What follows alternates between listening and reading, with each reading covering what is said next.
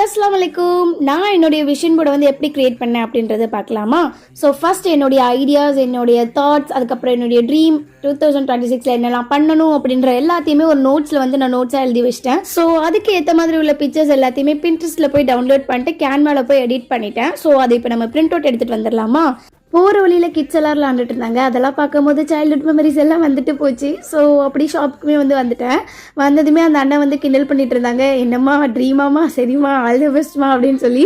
So அந்த அண்ணனுக்கு thanks சொல்லிட்டு பிரிண்ட் அவுட் எல்லாம் எடுத்துட்டு அப்படி கொஞ்சம் ஷாப்பிங்கை போட்டுட்டு வந்துடலாம் அப்படின்னு சொல்லிட்டு வந்து கிளம்பிட்டோம்.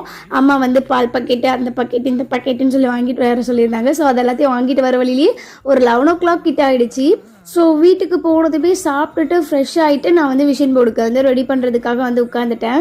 ஸோ ரொம்ப ஹாப்பியாக இருக்குது. ஏன்னா நான் இதுதான் ஃபஸ்ட் டைம் என்னுடைய லைஃப் டைம்லேயே வந்து விஷன் போர்டு வந்து நான் பண்ணுறேன். ஸோ அதனால் ரொம்ப எக்ஸைட்டடாக இருக்குது. நிறைய கன்ஃபியூஷனும் இருக்குது, என்ன மாதிரி பண்ணலாம், எப்படி பண்ணலாம் அப்படின்னு சொல்லிட்டு நான் நிறைய கன்ஃபியூஸ்ட் ஆகி பிரிண்ட்ரெஸ்ட்டில் வந்து நான் வந்து ஐடியாக்காக நிறைய பிக்சர்ஸ்மே வந்து பார்த்துட்டு இருந்தேன். ஸோ ஃபைனலாக என்னுடைய விஷன் போர்டை நான் வந்து பண்ணிட்டேன். அது என்னங்கிறது நம்ம நெக்ஸ்ட் வீடியோவில் பார்க்கலாம். See you.